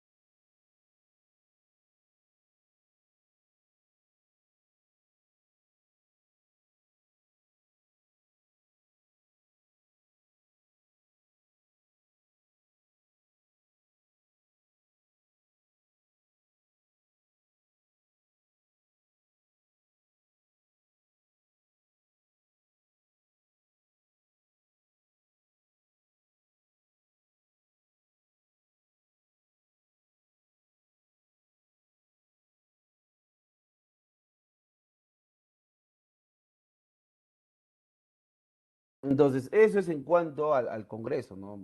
Como les digo, da mucha pena. ¿Por qué? Porque no hemos aprendido de los gobiernos anteriores. El gobierno anterior, por ejemplo, cuando comienza en el 2016, el Congreso era liderado por Fuerza Popular y eso nadie lo puede desconocer. 76 congresistas de 130 eran de Fuerza Popular, 76. ¿Pero en qué se convirtieron? ¿En apoyo de PPK? ¿En apoyo de Martín Vizcarra? No, se convirtieron en obstruccionistas, en un Congreso destructor, que todo era malo. Ya el presidente Pedro Pablo decía, esto vamos a hacer. No, mal. ¿Pero por qué está mal? Porque está mal, pues. ¿Pero por qué? No, está mal, está mal. Nosotros somos mayoría.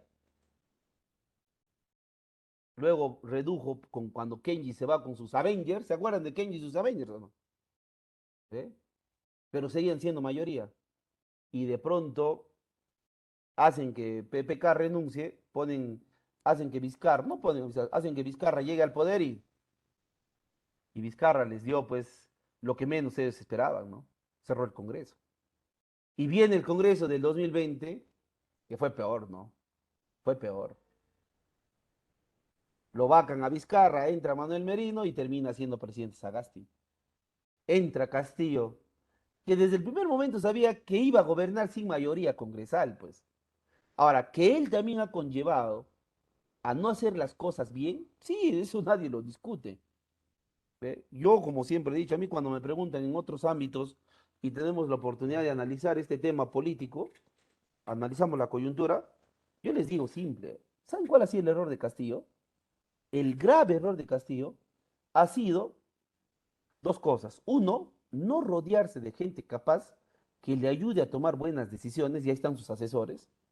Y segundo, creer que los profesores y los cajamarquinos eran los únicos que podían ocupar cargos importantes en nuestro país.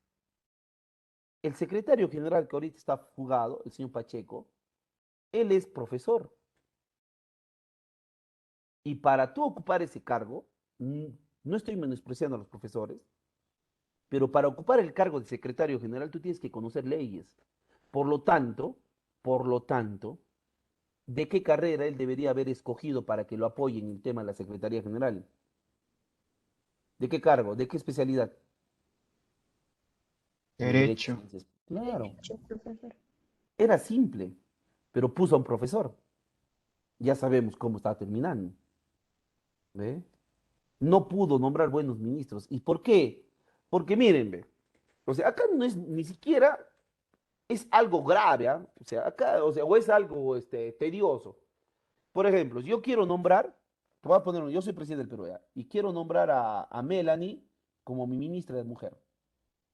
¿Ya? Quiero nombrar a Melanie como ministra de Mujer y sé que es abogada y que es muy reconocida. ¿Ya? Nada más sé. Entonces yo agarro, digo, ya, con el primer ministro, ¿no? Con mi presidente del Consejo de Ministros, Melanie va a ser mi ministra de Mujer. ¿Está bien? Ya. Pero yo no voy a revisar si ella tiene antecedentes, yo no voy a revisar si ella alguna vez en redes sociales ha ha insultado a otra mujer, ha insultado a un varón. Yo no voy a ver eso, pues. ¿Por qué? Porque yo tomo decisiones macro. Yo no voy a agarrar mi computadora, a ver, Melanie, ¿dónde has estudiado tu inicial? Primaria, secundaria. A ver, tu universidad, yo no voy a ver eso, pues. ¿Quiénes son los que tienen que hacer ese trabajo? Mis 5 asesores que tengo a mi costado. Si no, ¿para qué tengo estos? Los asesores tienen que decir, no, a ver, presidente, Melanie es una buena abogada actual, pero en su juventud, ella, por ejemplo, no sé, a ver, lo voy a poner como ejemplo, ya no necesariamente se hacía, pero ella, por ejemplo, este, quería que se legalice el aborto. ¿Así? ¿Y cuál era su argumento? Sí, en su red social de Facebook hemos visto una publicación de que cuando ella era estudiante de la universidad tal, ella ha dicho sí a la legalización del aborto libre. Ofreció a otros ¿Así? 48 dioses fantasmas. ¿Así? Pero, oye, pero eso fue hace tiempo. Presidente, por eso, por ahí le pueden molestar. Entonces, si yo veo esta información, ¿tendría yo la certeza, la seguridad de nombrarla a Melanie o ya tendría que estar buscando otras opciones? Otras opciones, Ya profesor. tendría que buscar otras opciones, ¿no? ¿Por qué? Porque por eso yo sé que a ella le van a dar. Y eso es lo que pasa, pues. Nombran ministros, nombran, pues, chicos, nombran ministros, pero no ven sus antecedentes. Entonces, cuando ya están juramentados, cuando ya están ocupando cargo de ministro tal, tal, tal, tal, tal, tal, listo, comienza. Oye, mire, ese ministro tiene denuncia por violencia familiar. Oye, señor asesor, ¿ustedes no han visto? No, nos hemos olvidado. ¿Cómo te vas a olvidar de cosas puntuales? Tú para nombrar ministro tienes que tener una persona que no tenga antecedentes, que comulgue con la política de gobierno. Y eso es lo que hoy el Congreso utiliza para censurar ministros. Desde el primer momento han censurado ministros en el Congreso. Ahorita nomás han censurado ya, o no han censurado, pero han presionado para que salga el ministro del Interior. Hoy han cambiado, antes de ayer han cambiado ministro del Interior. Y en un año, Pedro Castillo ha tenido como 60 ministros. En un año ha tenido 60 ministros. Profesor, no es bueno, pues. ¿Por qué? Porque eso no ayuda a la gobernabilidad del país. ¿Eh? Entonces, ese es el gran problema de Castillo, ¿no? Sus asesores tampoco le ayudan a tomar buenas decisiones. Ahora, eso no le es culpa de su responsabilidad, no es que, profe, usted está diciendo que Castillo no es culpable para nada. Castillo es responsable. ¿Por qué? Porque no ha sabido primero escoger quiénes son los que lo van a asesorar. Entonces, yo no estoy exculpando a Castillo, ¿no? No vaya a pensar que Castillo es eh, el pobrecito. No, no, no, no, no, no, no, para nada. Él sabía lo que se metía. Él sabía con qué fierro caliente tenía que agarrarse para poder gobernar. Porque el Perú es un fierro caliente. O sea, ¿a quién que me dice, profe, en el Perú es fácil gobernar? No. Acá, lamentablemente, chicos, desde el Congreso, así te lo digo, desde el Congreso, hay muchos intereses de por medio. Intereses políticos, económicos, sociales, culturales, todo. Hay una serie de... Miren, ven, ahorita en el Congreso se va a discutir el proyecto de ley que ha presentado el gobierno para el ingreso libre a las universidades. ¿Han visto o no han visto la noticia? Sí, Sí, profesor. ¿Ustedes creen que se va a aprobar? Difícil. no, No Difícil. creo, está muy complicado. ¿Sabe no. por qué no se va a aprobar? Discúlpeme que de repente les mate algunas ilusiones que algunos tienen. No se debería aprobar por un tema que yo tengo muy, muy particular al analizar la ley o el proyecto, pero ¿saben por qué no se va a aprobar? Porque en el Congreso hay muchos que son dueños de las universidades privadas. ¿Que sí? Claro. Y si no son dueños, son accionistas. ¿Y qué pasa si se aprueba esta ley del ingreso libre? La gente ya no va a estudiar en universidades privadas. ¿Dónde van a ingresar libremente? A las universidades públicas. ¿Y qué va a pasar con las universidades privadas? Muertos. ¿Te das cuenta o no te das cuenta? ¿Ah?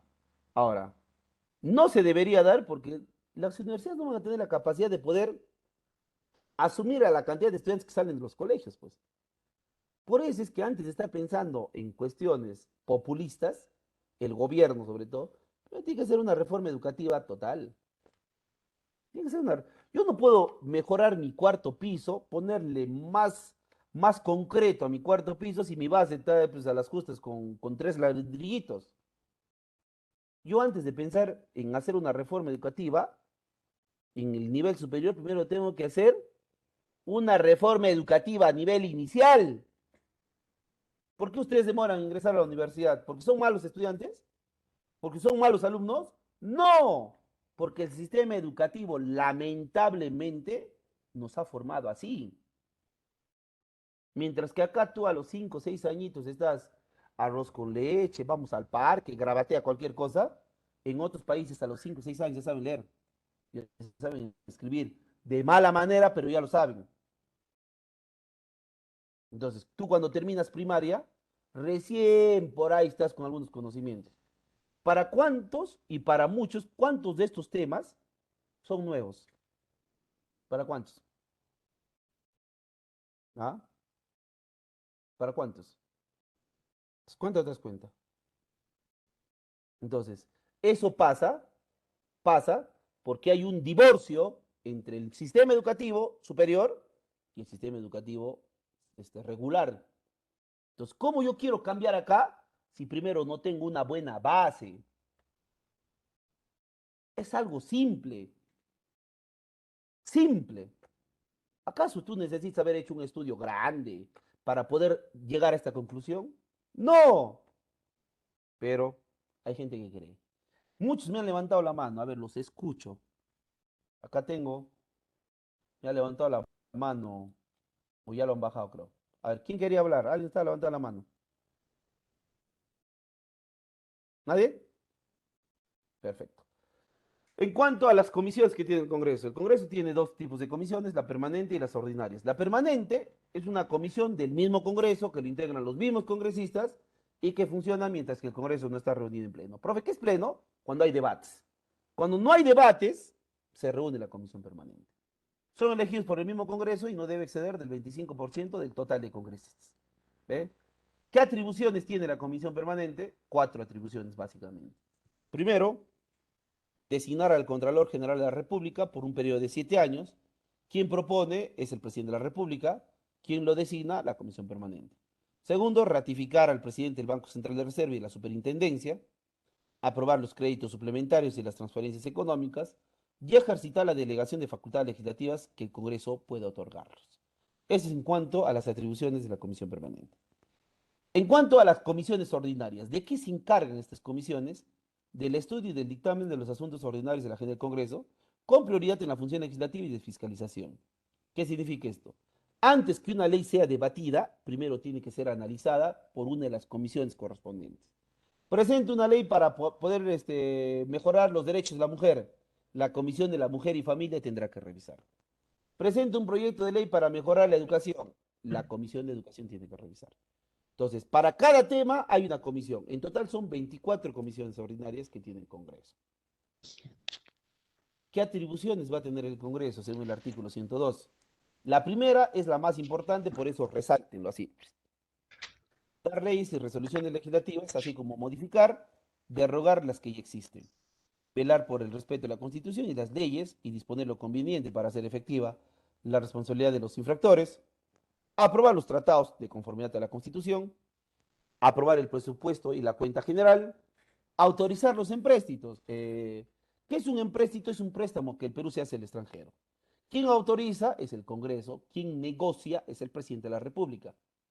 Ejercer el derecho de amnistía, que es una ley que saca el Congreso para perdonar delitos a los presos políticos, aprobar la demarcación territorial que proponga el Poder Ejecutivo, prestar consentimiento para que ingresen tropas extranjeras a nuestro territorio, siempre y cuando no afecte la soberanía nacional. Y esta es una atribución importante que tiene que ver con el presidente de la República. Autorizar al presidente de la República para que salga del país. ¿Qué significa esto? Para que Pedro Castillo se pueda ir a cualquier evento en el extranjero, sobre todo esto es para el extranjero, le tiene que pedir obligatoriamente permiso al Congreso. Repito, le tiene que pedir obligatoriamente permiso. Si él se va sin permiso del Congreso, ¿qué va a pasar? Lo vacan. Este es automático. No es que me olvidé de pedirte, no. Acá es te vacan y chao, te vas. Entonces, la última atribución tiene que ver con el presidente de la República. Con esto estaríamos terminando la clase del día de hoy. No sé si hubiera alguna pregunta de parte de ustedes. ¿Ha quedado claro? ¿Les ha gustado el tema? No sé. ¿Sí? ¿Ha quedado claro? Me ha decepcionado, profe. ¿Te ha decepcionado la clase? No, me refiero a cómo, Me amargó la cómo tarde, está profesor. Me amargó la el tarde. gobierno y Me esas amargó la cosas. tarde. Ya Ah, no no. quiero comer ya. Y es que si tú quisieras saber más cosas de lo que pasa a nivel de gobierno, peor, y ahí sí ya vas a votar bilis, ¿no? Pero es así, pues. O sea, lamentablemente a nivel político, nuestro país tiene este gran problema. Por eso, ¿dónde está nuestra solución? En saber elegir. O sea, ¿dónde está la solución? En saber elegir. Y para saber elegir hay que conocer, ¿qué cosa? Al candidato y también sus propuestas. Yo no puedo votar por el que habla bonito, ¿o sí? ¿Ah? No, profesor. No, Yo Somos tengo que saber capaces. quiénes son sus antecedentes. Yo puedo hablar bonito, pero ¿qué pasa si tengo un antecedente, tengo una mochila cargada, no con piedritas, sino con rocazas? Viene un problema, ¿no? Viene un problema. Entonces, ahí está el detalle. Ahora vamos a tener elecciones regionales, municipales, vamos a elegir alcaldes y gobernadores y hay que saber por quién vamos a votar, ¿no? Si ustedes ahorita me dicen, profe, ¿y usted por quién va a votar? No tengo todavía. Al menos para Huánuco no tengo todavía un candidato para darle mi voto. Voy a revisar y voy a ver cuál, para mí, yo le voy a dar mi opción, para mí cuál será la mejor opción que debe tener Huánuco. Por ahora no encuentro, por ahí los está escuchando en algunos medios, en redes sociales, pero más que eso, a veces conocemos de qué pie cojean los candidatos y eso hace que uno diga, ¿no? ¿Por qué vota por ellos? Entonces, ese es el gran detalle. Hay que analizar nada más. Con el tiempo vamos a poder, o sea, si todos los peruanos analizaríamos a los candidatos y decidiríamos las mejores opciones que nosotros creamos, con el tiempo de seguro vamos a tener buenas autoridades. Pero todos deberíamos colaborar con esto, ¿no? A veces, voy a votar porque no quiero pagar mi multipunto, ¿no? Y ahí viene el gran problema. ¿Sí? Listo, chicos, que tengan buenas tardes. Buen provecho con su gracias, almuerzo. profesor. Gracias, profe. Profesor. Vamos el próximo martes. Cuídense. Gracias, profesor. Cuídese. Gracias, profesor, se cuida.